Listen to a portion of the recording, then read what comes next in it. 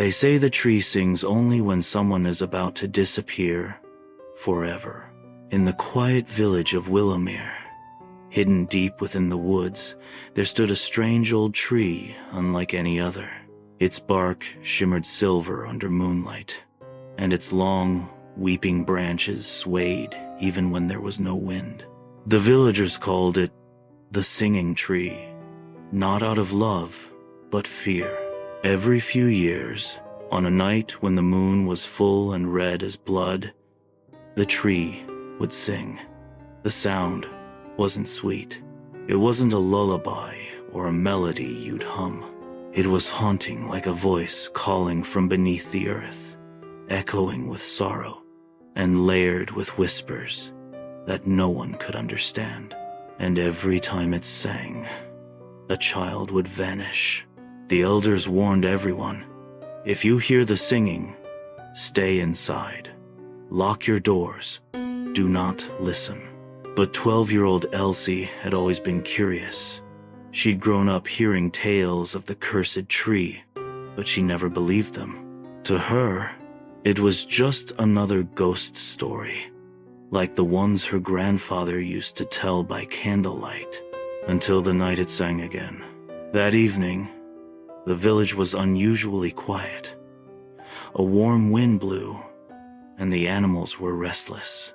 Elsie, looking out her window, saw the moon rise not white, but crimson, casting an eerie glow over the forest.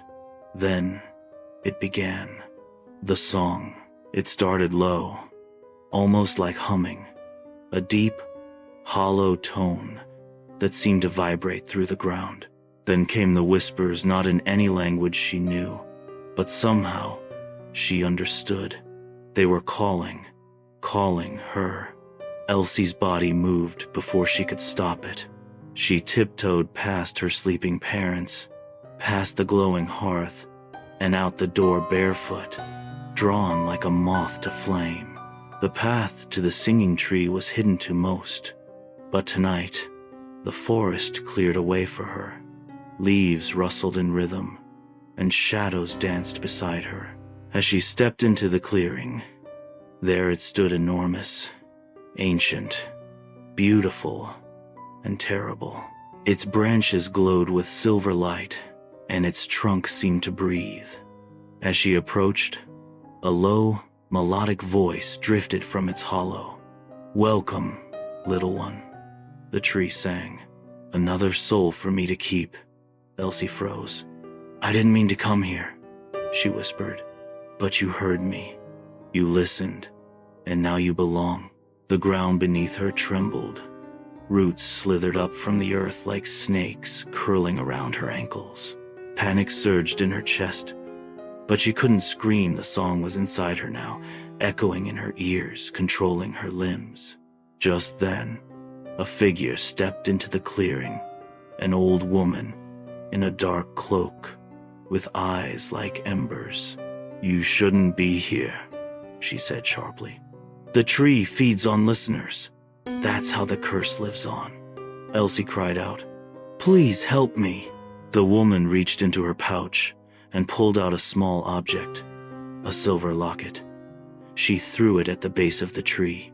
As it struck the roots, the tree let out a screech, a wailing, cracking roar, like shattering glass.